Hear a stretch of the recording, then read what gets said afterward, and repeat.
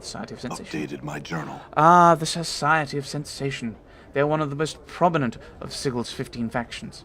They hold the belief that the true dark of the multiverse can be known only by directly experiencing as much of the universe as possible, tasting every substance, feeling every range of emotion, visiting every place in the multiverse.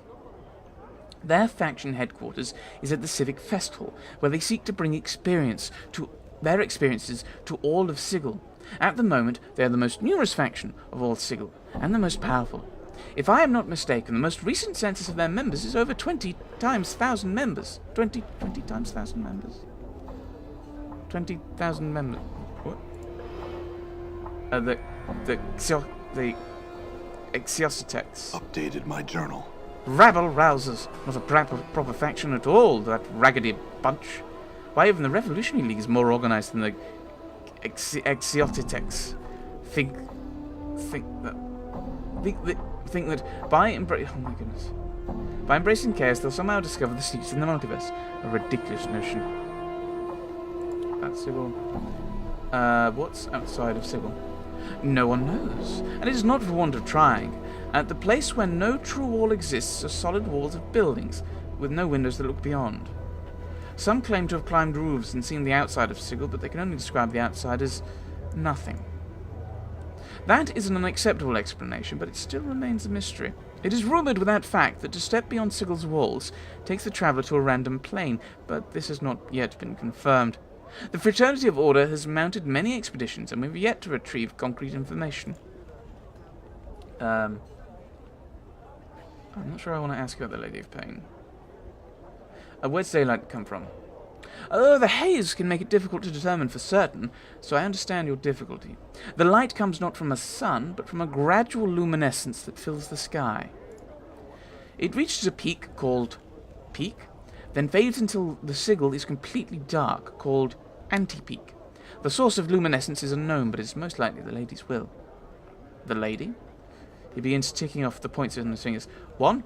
She is not just a symbol of Sigil, as some claim. She is very real, and very dangerous. 2. She is believed to be the one that keeps the powers, deities, out of Sigil. As long as she is present, the powers cannot enter Sigil. 3. She also prevents unauthorized teleporting and gating into and out of Sigil. It prevents the outer plane creatures from bringing even more of their kind to Sigil outside of the conventional routes. 4. She has never spoken to anyone. 5. She usurped control of Sigil from Eoskar, a power that is now believed to be dead. 6. Anyone who threatens Sigil or her is punished, either by falling beneath her shadow, which results in a series of invisible stab wounds that can kill even greater Bartezu, or by being sent to the mazes from whence very few ever escape. 7. She does not like to be worshipped. Those that do are often found with their skin missing. And lastly, the side of her is believed to drive others mad. She stole control of Sigil from power? How do you know this? 'Tis the belief of my order. And the side of her drives people mad? Yes, he ponders it for a moment, but I must add the caveat that I've never seen her, you understand. So how do we know that she created Sigil? 'Tis the belief of my order. Other questions about Sigil? Okay. What do you know of Rovell? Rovell, if she ever truly existed, and there is little proof that she did, was a night hag, one of the inhabitants of the Grey Waste, one of the lower planes, and believed by some to be the worst of the lower planes. As the legend goes, Rovell was mazed several centuries ago. She was believed of being a mistress of many strange magics, and apparently her presence in Sigil constituted a threat to the lady. I'm afraid I know little about her. Well, I wish to know. What's Thank up? you. Everything is up, Mort. Everything is up. Done. Done. Matter of course, and diligence. Let's go have a chat with Mr. Matter of course. The giant of a man wears an equally immense suit of ornate red armor. He regards you cautiously but without fear as you approach him. Greetings. A booming voice echoes from within his great helm. Greetings, citizen. I am Matter of course, bodyguard to Diligence, 4th magistrate of the ward. You must excuse me, for my duties lie at her side. Farewell. Oh, I'm tired. I might actually only do a very short session. Farewell. Let's go and talk to Diligence. We've already spoken to Diligence. Did I not demand that you stay clear of me? I warned you that I would summon the guard. Lady Diligence, wait, I beg of you. I fear I did not show the proper respect for you when we last met. I hope you will accept my apologies. After a moment, she gives an exasperated sigh.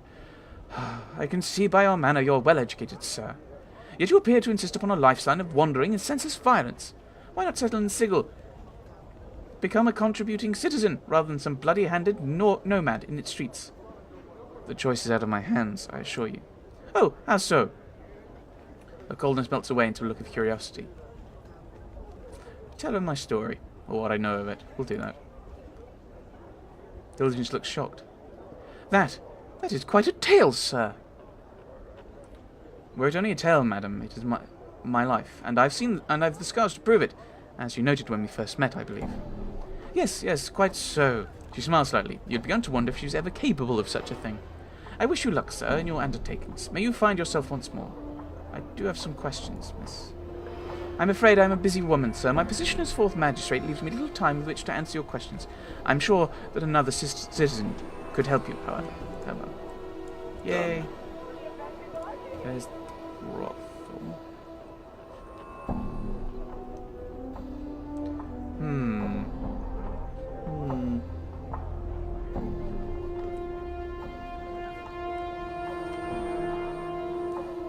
Right, so we need to find out how to get to Ravel, don't we? Ravel puzzle lab.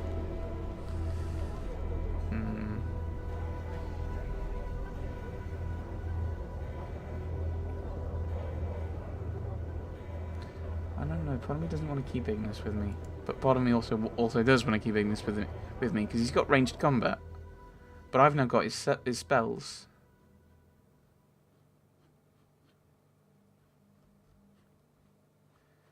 All these little things that are split off from Sigil. So I assume these are different areas we're going to go to.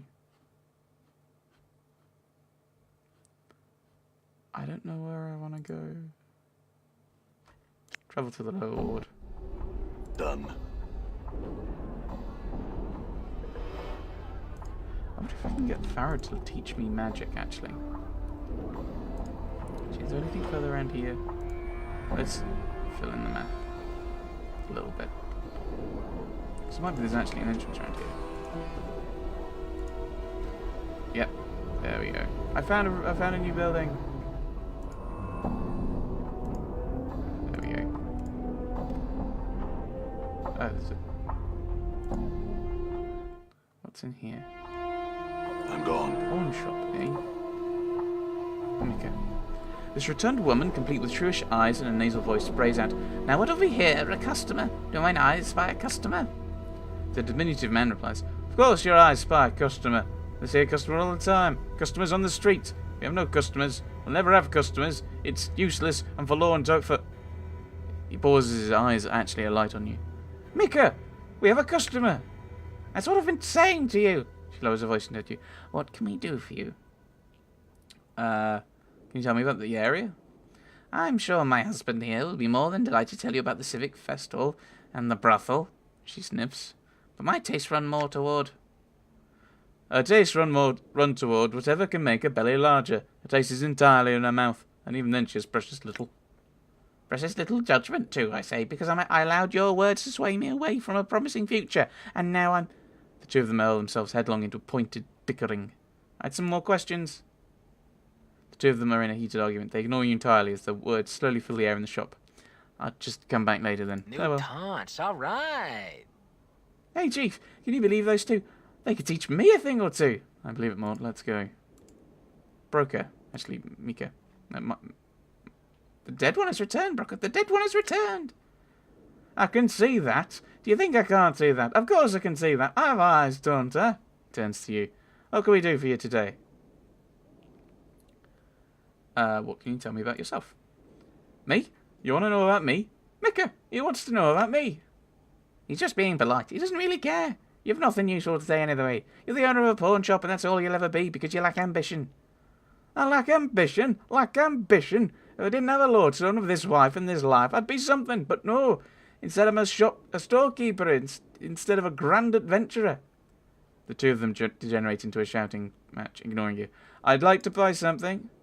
They're so busy that they don't get anything. So yeah, I was leaving anyway. Hello. You see a man leisurely examining the list. Greetings. Yes, Cutter? I have some questions. Okay. Dead one has returned, Brocker. The dead one has returned. I can see that. Who's she?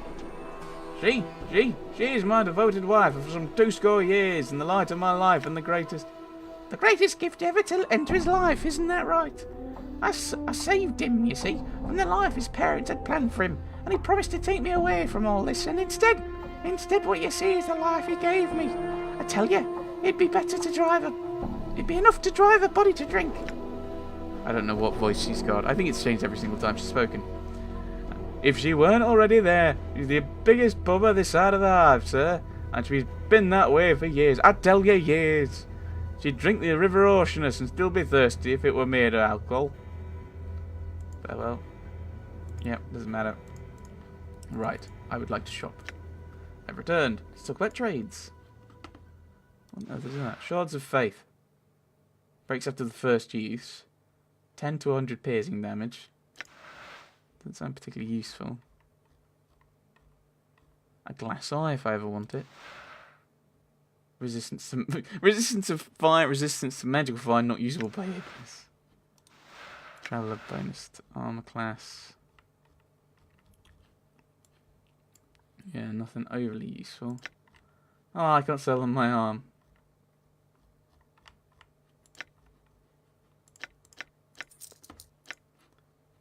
Enchanted battle axe. What's that one? Usable only by fighters. Which is weird because I think I should be able to use it on Dakon because he's a fighter. I need to look at some of these equipment. All from Grace's diary. Yes. Am I allowed to read that? Have I tried? This book looks like it's made from paper-thin silver sheets. The engraving of a woman is on the cover of the text, and there is a small lock on the side of the book. No matter how you try, the lock resists your attempts to open it. This book looks like... Okay, well, I didn't want to read it anyway, at least not yet. I don't think I had anything. Actually, what do you have again?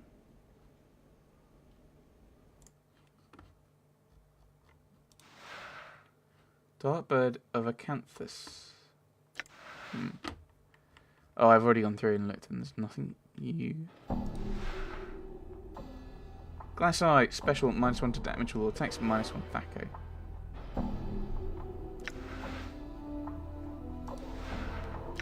Oh, the fire resistance thing. I think we've got. Hi. How may I help? Done.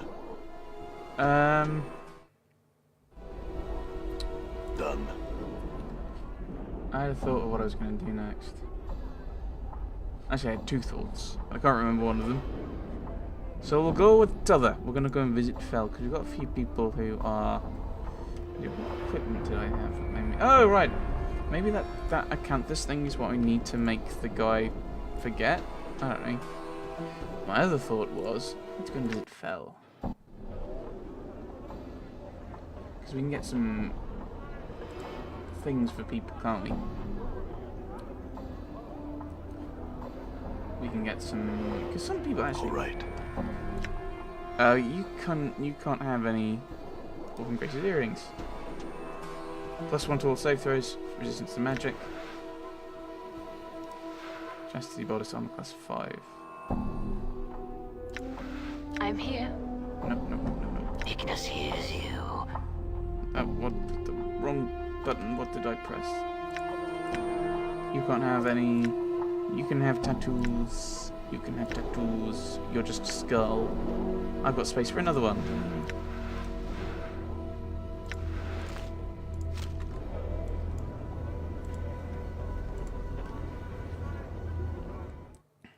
This is one of Fel's studios, is it not?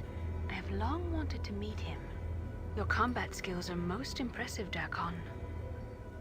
Okay, this is a bit of a weird... Ooh, party dialogue. They are but specks upon Zerthamon's path.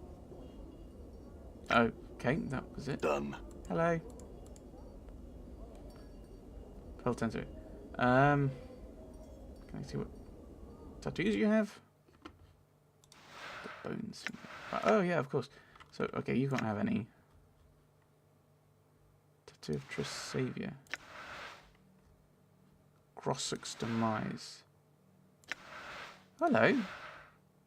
This tattoo symbolises your effort to win Triss freedom. Oh! Oh! So, if I were to do... These are only by sensate. So, oh, you're a sensate? How are you not a sensate? Oh, you don't have tattoos, do you? So these are all different things you get. You've learned to speak with the dead and hear their stories, even from beyond the eternal boundary. This tattoo draws upon your powers over undeath and heightens them, allowing you to chain the undead within range with a single command. So I can now get one of these, which is bonus to damage with all attacks, and bonus damage, and this is plus to the law skill. Tattoo of sensation, tattoo of the art, that's because I'm a mage. The Restless Dead. The tattoo recognises your efforts to calm the Restless Dead of the Mausoleum. You redraw upon their gratitude to bless yourself and your companions. Tenement Shadows. That's something for you, I think. This tattoo tells of your experience in escaping the Tenement of the Starved Dogs. The tattoo has the same colour as the Adder's Tear, which Sybil gave you. It shows you an additional bonus to stealth as long as it is inscribed on your flesh. Grossok's Demise. This tattoo tells of your efforts to aid Sebastian by slaying Grossok the Abishai. This tattoo draws upon experience, blah blah blah. Dreams of Essenon. For some reason, the tale of the Crier of Essenon filled you with a strange nostalgia, which you've related to Fel. This tattoo draws upon both this nostalgia and the perseverance of the Criers of Essenon, granting you a boon to your health and endurance. The tattoo of Anna is apparently... Oh, only I can use it, but I'm not a thief. Tattoo. So, okay, what's Anna's one then? Some of Anna's presence must be rubbing off on you, for this tattoo allows you to call upon some of her cat-like skills and grace to hone your thief abilities. Unfortunately, it also inherits some of Anna's brashness and impulsiveness, reducing your charisma and wisdom. Saving grace. Bonus to wisdom, bonus to law, bonus to all saving throws. Some fall from Grace's presence must be rubbing off on you, for this tattoo allows you to steady your thoughts and take events from a calm perspective. Ignis. Yeah, we lose wisdom. Yeah, that's the one you may drop. I'm not sure I want to keep him. Tattoo of the Skull. That's Mort. Right. Tattoo of the Lost Incarnation. The tattoo comes from the severed arm you found in the dismembered crypt. Apparently, this tattoo tells of the experiences of one of your past incarnations. The symbols and tales are unfamiliar to you, but it seems to tell of a time when you were lost and abandoned on the streets of the Hive, barely able to make a living, robbing and stealing from others you encountered. The crimes the Lost Incarnation committed eventually drove him to seek shelter in the Weeping Stone Catacombs, where he survived for almost a year. When worn, the tattoo seems to bring out a survival instinct in you, forcing your body to react to any danger you take and wounds heal faster. If you choose to tap the tattoo's power, some of the memories of hiding beneath the sigil will return to you, giving you the benefit of the previous incarnation's experience. You can use that.